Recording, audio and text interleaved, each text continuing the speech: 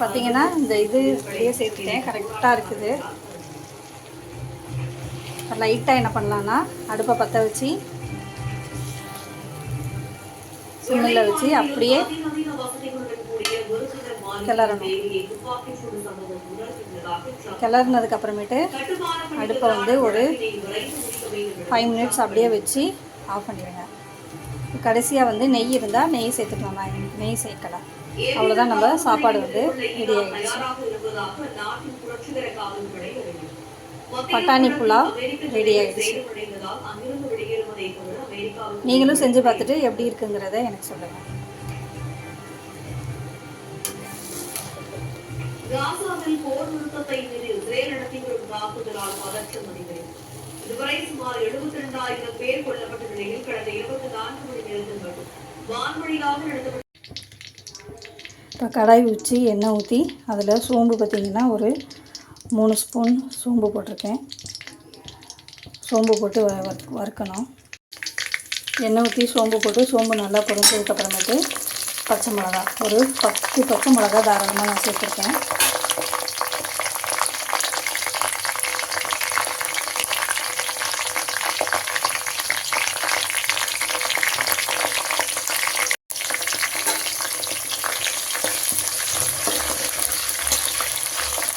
பச்சை மிளகா நல்லா பொரிஞ்சிருச்சு. பொரிஞ்சதுக்கப்புறமேட்டு இஞ்சி பூண்டு பேஸ்ட்டு ஒரு 100 கிராம் இஞ்சி பூண்டு பேஸ்ட்டு எடுத்துக்கிறேன். இதில் பார்த்திங்கன்னா இஞ்சி பூண்டு ஏலக்காய் ஒரு 4 ஏலக்காய் பார்த்திங்கன்னா இதோடைய அரைச்சி நான் போட்டுட்டேன்.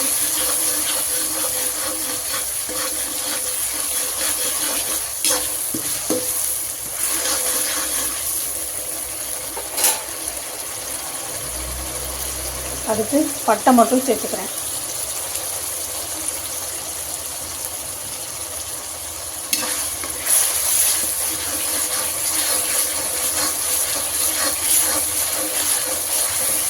இப்போ இஞ்சி பூண்டு பார்த்திங்கன்னா நல்லா வாசனை வருது.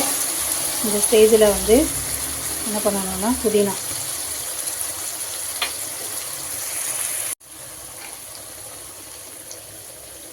அப்புறம் வந்து கட் பண்ணி வச்சுருக்கிற தக்காளியை வந்து நான் சேர்த்துக்கிறேன்.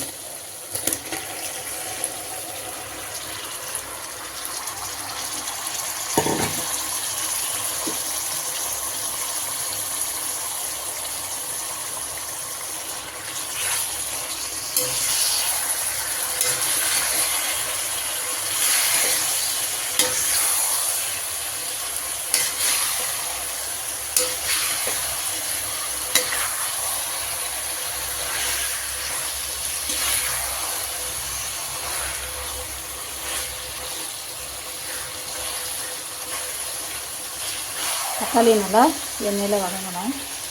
அதுக்கு முன்னாடி பார்த்திங்கன்னா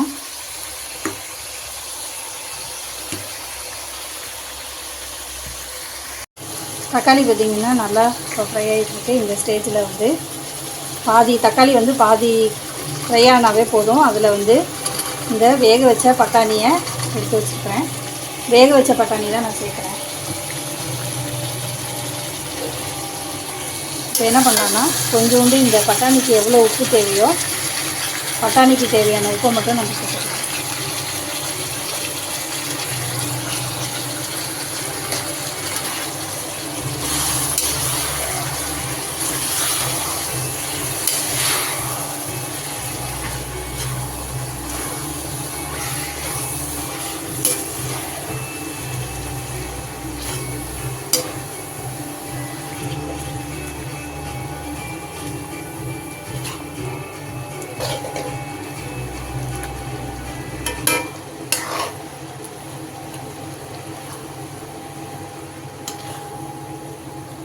பார்த்திங்கன்னா தக்காளி நல்லா வதங்கிட்டு வருது.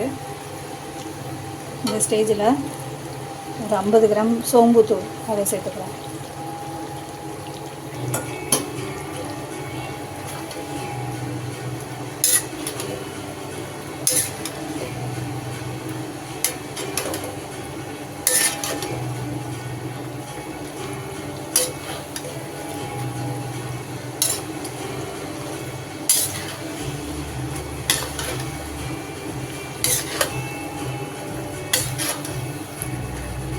இப்போ இந்த பட்டாணி தக்காளி எல்லாமே நல்லா ஃப்ரை ஆகணும்.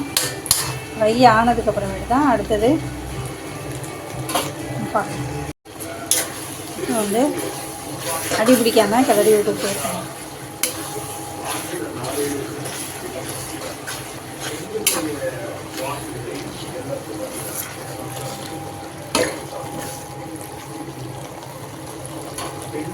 இப்போ பச்சை மிளகா 10 போட்டிருக்கேன், ஆனால் காரமே இருக்காது. அதனால் கொஞ்சமாக மிளகாத்தூள் கூட நம்ம சேர்த்துக்கலாம். பார்த்திங்கன்னா நல்லா தக்காளி பச்சை மிளகா பார்த்திங்கன்னா நல்லா மசிஞ்சு நல்லா ஃப்ரை ஆகிடுச்சு. அடி பிடிக்காமல் கிளறி விட்டுட்டு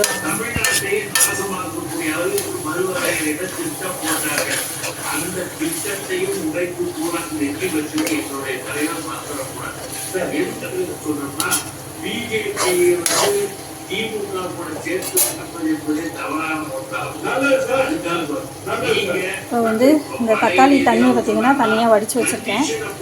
அதை வந்து இந்த ஸ்டேஜில் சேர்த்துக்கலாம்.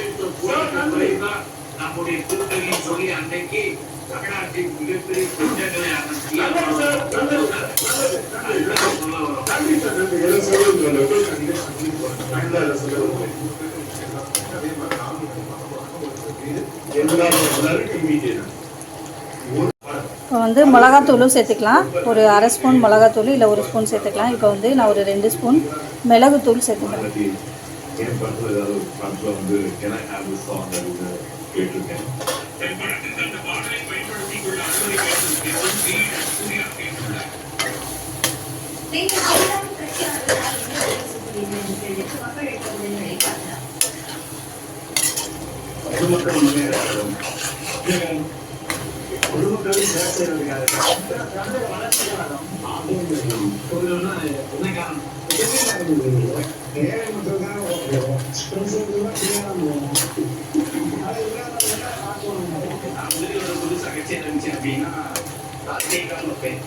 தமிழக தோழமை கழகம். இந்த தமிழக தோழமை கழகம் எதுக்காகனா மக்களோட மக்கள் எல்லாத்தையும் தோழமை ஆரம்பிச்சுக்கிறதுனால தமிழக தோழமை கழகம், தமிழக விவசாய கழகம் அது ஆரம்பிச்சாங்க. விவசாயத்துக்கு தீவிர சுதந்திர கட்சி மீண்டும் வந்து தமிழ இந்தியாவோட லஞ்சங்கள் நிறைய பேர் தமிழ் புத்தாண்டின் சிறப்பு விற்பனை மற்றும் தமிழ் ஜுவல்லரியில் ஐதீகமும் தெய்வீகமும் பெருகும் அக்ஷம் சிறிய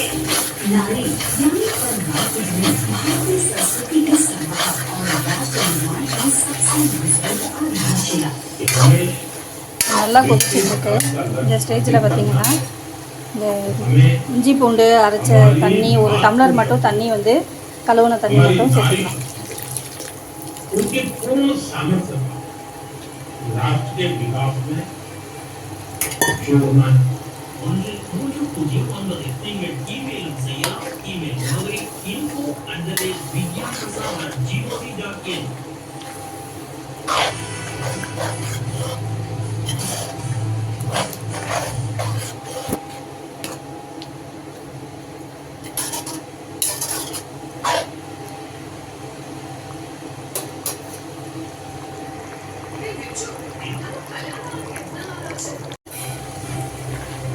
பார்த்திங்கன்னா தண்ணி நல்லா சுண்டி எண்ணெய் வந்து நல்லா மிதந்துட்டு வருது.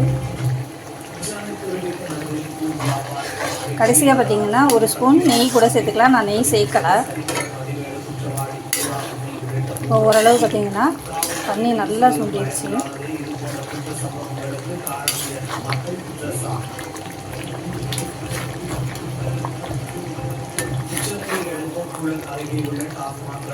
இந்த ஸ்டேஜில் என்ன பண்ணிடலாம்னா அடுப்பை ஆஃப் பண்ணிடலாம். ஓரளவு தண்ணி எல்லாமே சுண்டி நல்லா எல்லாமே வெந்துருச்சு.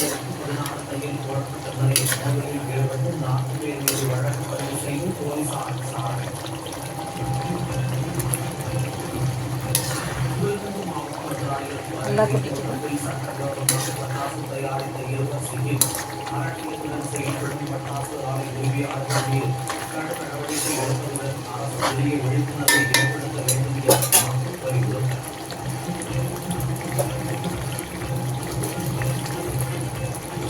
இப்போ என்ன பண்ணுறேன்னா ஸ்பூன், அதாவது ஒரு ஸ்பூன் சாப்பாடை வந்து சாப்பாடு போட்டு கிளற போகிறோம்.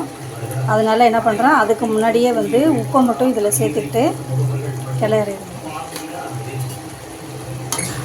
அரை உப்பு தான் நான் போட்டிருக்கேன். சாப்பாட்டுக்கு பார்த்திங்கன்னா இன்னும் இதே மாதிரியே இன்னொரு ஸ்பூன் போட்டால் தான் உப்பு கரெக்டாக இருக்கும். பாதி அளவு உப்பு மட்டும் இதில் சேர்த்துக்கிட்டோம்னா கிளறப்ப அந்த சாப்பாடோட அந்த உப்பு வந்து இறங்கி சாப்பாடு பார்த்திங்கன்னா அந்த உப்பு காரம் எல்லாமே மிக்ஸ் ஆகி கரெக்டாக வந்துடும். இப்போ அடுப்பை ஆஃப் பண்ணியாச்சு. இப்போ கொஞ்சம் கொஞ்சமாக சாப்பாடை சேர்த்துக்கலாம். இப்போ இதில் பார்த்திங்கன்னா வந்து கொஞ்சமாக வந்து அந்த கிரேவியை மட்டும் தனியாக எடுத்து வச்சுட்டு அதுக்கப்புறமேட்டு பார்த்துட்டு மறுபடியும் சேர்த்துக்கோங்க. சில நேரம் பார்த்திங்கன்னா கூட இருக்கிற மாதிரியா இருக்கும். அதனால் இப்போ நான் கிளறிட்டு நான் தனியாக இப்போ எடுத்து வச்சுட்டேன். தனியாக எடுத்து வச்சுட்டு அதுக்கப்புறமேட்டு இதை கிளறிக்கலாம். அதை கிளறிட்டு சாப்பிட்டு பார்த்துட்டு அதுக்கப்புறமேட்டு அது தேவைப்படாது, அதை கடைசியாக வந்து போட்டு கலந்துக்கலாம்.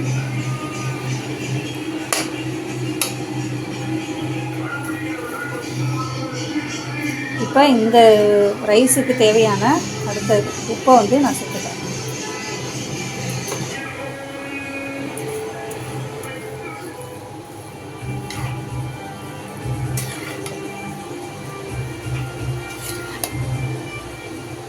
மதுரை மீனாட்சி சுந்தரேஸ்வரர் கோயிலில் மீனாட்சி அம்மனுக்கு வெகு விமரிசையாக பட்டாபிஷேகம் விழா.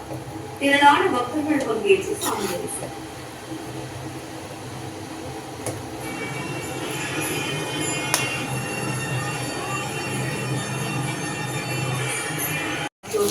பார்த்தீங்கன்னா இந்த இது அப்படியே சேர்த்துட்டேன், கரெக்டாக இருக்குது. லைட்டாக என்ன பண்ணலான்னா அடுப்பை பற்ற வச்சு சிம்மில் வச்சு அப்படியே கிளறணும். கிளறினதுக்கு அப்புறமேட்டு அடுப்பை வந்து ஒரு 5 மினிட்ஸ் அப்படியே வச்சு ஆஃப் பண்ணிடுங்க. கடைசியாக வந்து நெய் இருந்தால் நெய் சேர்த்துக்கலாம். நான் நெய் சேர்க்கலாம். அவ்வளோதான், நம்ம சாப்பாடு வந்து ரெடி ஆகிடுச்சு. பட்டாணி புலாவ் ரெடி ஆகிடுச்சு. நீங்களும் செஞ்சு பார்த்துட்டு எப்படி இருக்குங்கிறத எனக்கு சொல்லுங்கள். காசாவில் போர் நிறுத்தத்தை மீறி இஸ்ரேல் நடத்தி வரும் தாக்குதலால் பதற்றம் அதிகரிக்கும். இதுவரை சுமார் 72,000 பேர் கொல்லப்பட்ட நிலையில் கடந்த 24 மணி நேரத்தில் மட்டும் வான்வழியாக நடத்தப்பட்ட விருந்து தொடங்கிய சில நிமிடங்களிலேயே திடீரென துப்பாக்கிக்கு ஒரு சத்தம் கேட்டதால் விருந்து மண்டபத்தில் இருந்தவர்கள் பீதி அடைந்தனர். அடுத்தடுத்து துப்பாக்கி தோட்டாக்களுக்கு சத்தம் கேட்டதால் அந்த இடமே கலவர பூமியாக மாறியது.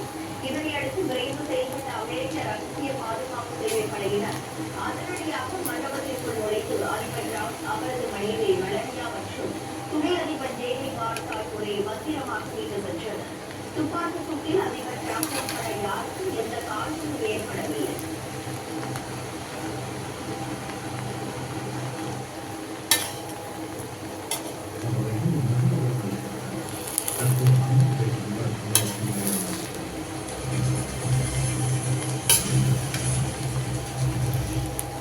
आम आदमी कक्षी में गुजरने भाषा का व्यक्ति कानून शुदा करने